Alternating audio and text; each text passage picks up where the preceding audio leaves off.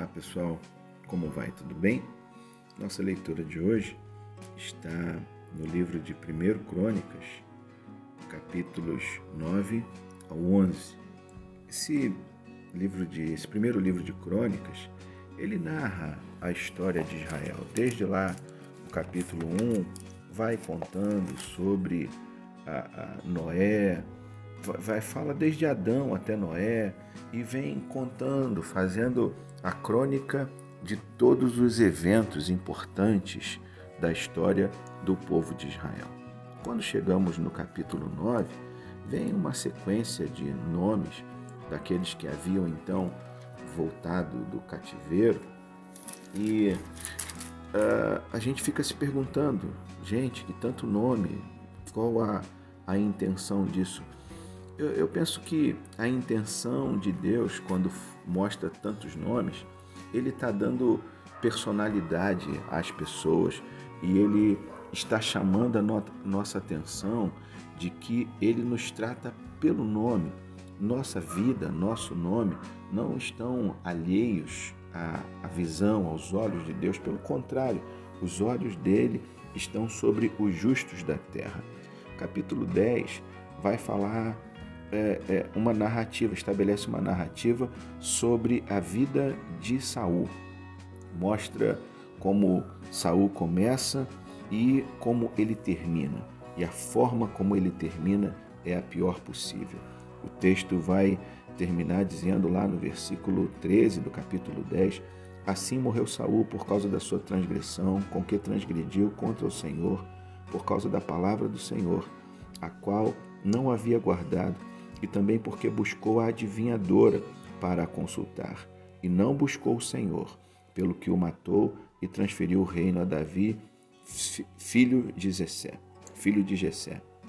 Esse texto termina de uma maneira muito triste.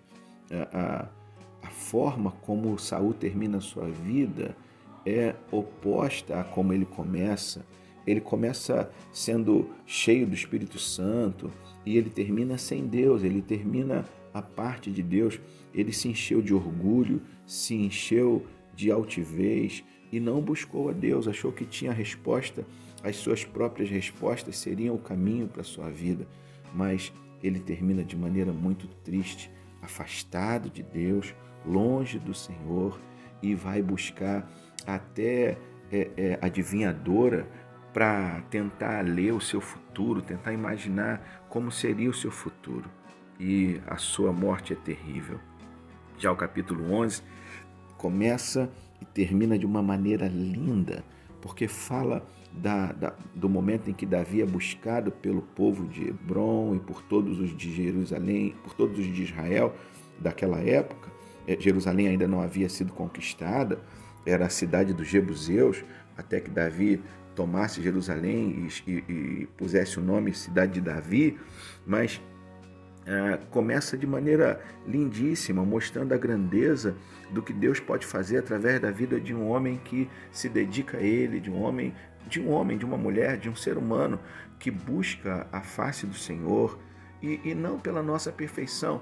A Bíblia relata, você deve saber bem disso, uma série de pecados terríveis de Davi, mas todos os seus pecados tiveram consequências, e não apenas pelo fato de terem gerado consequências, mas Davi era um homem que, errando, assim como nós erramos, Davi se arrependia e se voltava, não de maneira superficial, mas de maneira profunda.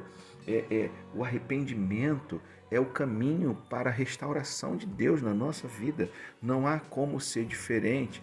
Desde o Novo ao Velho Testamento, o Senhor não quer que nós sejamos iníquos, não quer que nós tenhamos um coração duro, coração de pedra. Pelo contrário, sejamos sensíveis à obra da cruz que Jesus faz por nós. O fato de Jesus morrer e ressuscitar após a cruz é maravilhoso, porque mostra a grandeza, o poder, o amor de Deus, o amor imenso de Deus por nós. E nós não podemos simplesmente atentar ao pecado e servir ao pecado. A palavra do Senhor vai dizer para nós que aquele a quem nós nos fazemos escravos é o nosso Senhor. E em Jesus o pecado não tem mais poder sobre a nossa vida. Mas também, voltando aqui para o capítulo 11 do livro do 1 Crônicas, mostra os valentes de Davi, cada um mais valente do que o outro. Uma história linda e poderosa. E eu quero, para finalizar, destacar apenas um desses valentes, entre tantos. Se você ler, espero que hoje você esteja lendo 1 Crônicas, capítulos 9, 10 e 11, e se detenha um pouquinho no capítulo 11, você vai ver que versículo 14 diz: e puseram-se no meio daquele pedaço e o defenderam e feriram os filisteus, e promoveu o Senhor um grande livramento. O versículo 13, o anterior, diz: este esteve com Davi em paz da mim, quando os filisteus se ajuntaram à peleja, o pedaço do campo estava cheio de cevada, e o povo fugiu de diante dos filisteus. Então, um homem se levanta para proteger um campo de cevada. Olha, amados, esse campo de cevada, ele pode significar algo de muito valor para mim e para você. E eu queria pensar por alguns segundos sobre a nossa família, a minha e a tua família. Esse mês de maio, que começa hoje, 1º de maio, a gente vai estar falando sobre família o tempo inteiro na igreja, durante todo o mês, em cada reunião nossa, em cada culto, estaremos falando sobre família. Te convido a estar conosco. Pastores, amigos estarão ministrando culto após culto. Teremos momentos assim maravilhosos de derramar de Deus sobre a nossa vida, sobre a nossa igreja. Novamente te convido a estar conosco, mas pode ser que algumas pessoas não deem muito valor à sua família. E eu quero te perguntar, que valor você dá à sua família? Você lutaria pela sua família? Você se colocaria num campo lutando contra um monte de gente, contra muitos soldados?